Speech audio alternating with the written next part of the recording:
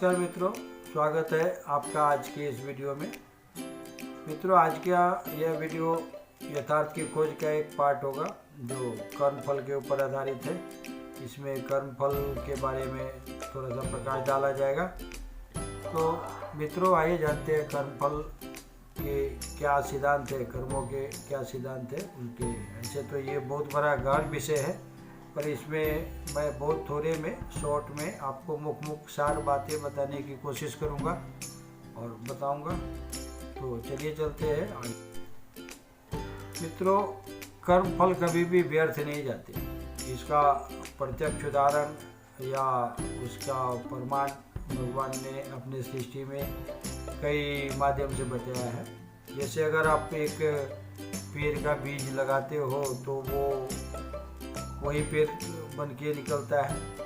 जैसे आम का अगर आप पेड़ लगाते हो तो आम के ही पेड़ बनेंगे वो, और उसमें फल भी आम के ही आएंगे।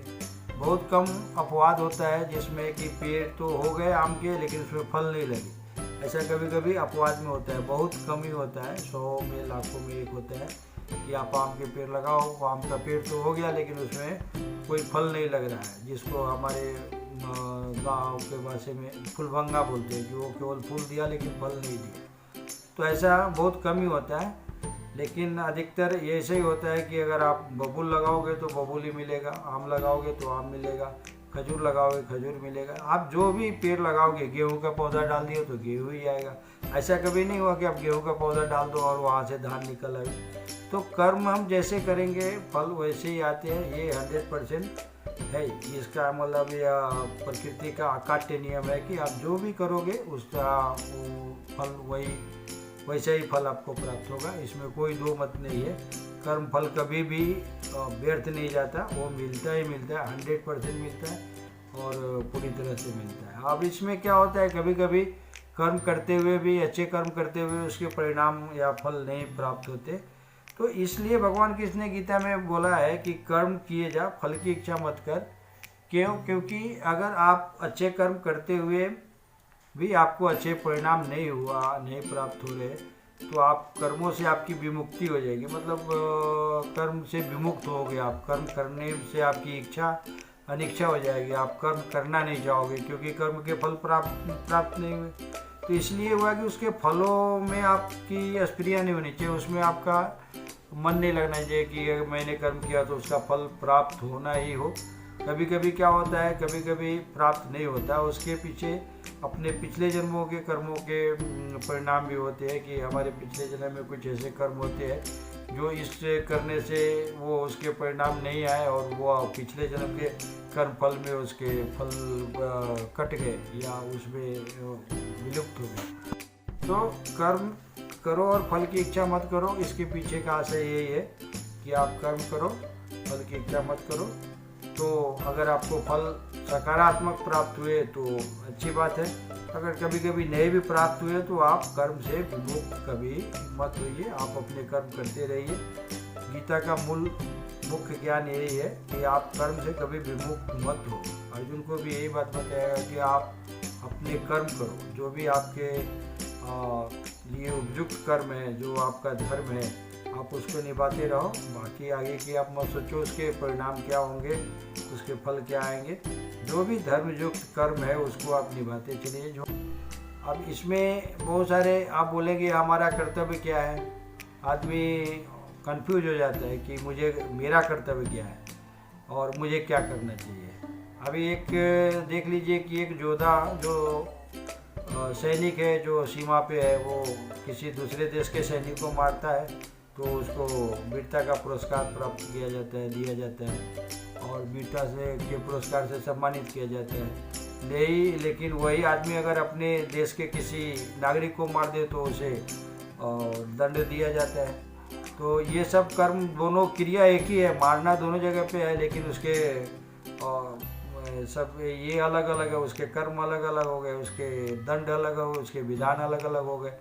तो ऐसा इसलिए होता है कि हर आदमी का जो जहाँ पे है, धर्म की कोई एक निश्चित परिभाषा आप नहीं कर सकते। जो जहाँ पे है जी उसका उस धर्म को पालन करना, जिस जगह पे आप हो उस जगह पे उस धर्म को पालन करना ही आपका कर्तव्य है, वही आपका जैसे एक डॉक्टर अगर किसी को कैंची या छुरे से उसका शरीर चीरता है तो उसे इनाम दिया जाता है, पारितोषिक या उसको फी मिलता है। लेकिन एक चोर वही छुरा से अगर किसी को मारता है तो दोनों के पीछे की भावना अलग अलग है। मेन मुख्यतः भावना प्रधान होता है। यहाँ पे एक बचाने की भावना से चिढ़ता है, एक छीनने की भावना से चिढ़ता है। चिढ़ने की क्रिया दोनों करते हैं, लेकिन दोनों के भावना में भाव में अंतर है। तो वो भाव के हिसाब से ही, इसलिए भाव प्रधान बोला गया है कि भाव के हिसाब से ही कर्मफल भी उसके हिसाब से मिलता है। और आपका कहाँ पे क्या भाव होना चाहिए, किस चीज़ के लिए किस के प्रति कैसे भाव होना चाहिए, उसके ऊपर भी बहुत कुछ निर्भर करता है। इस तरह से अगर आप गृहस्थ आश्रम में हो तो गृहस्थ का पालन करना आपका परम कर्तव्य है।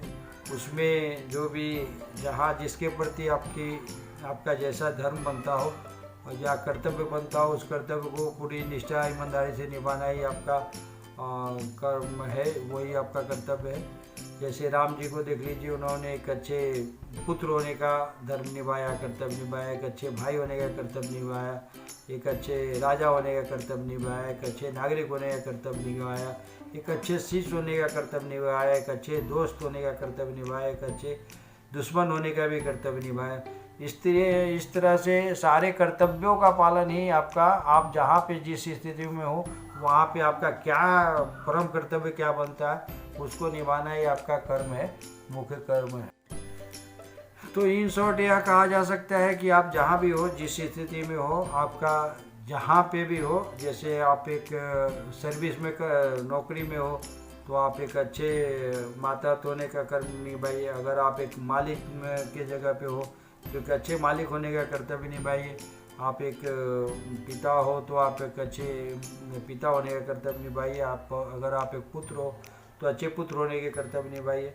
मतलब आप जहाँ पे भी हो वहाँ पे आप खुद ही आप विचार करो कि आपका क्या कर्तव्य बनता है। आपके अंतरात्मा से आवाज़ आएगी आपका ये कर्तव्य है, परम कर्तव्य है, और उस कर्तव्य को आप निभाने की कोशिश कीजिए और अच्छे ढंग से निभाइए।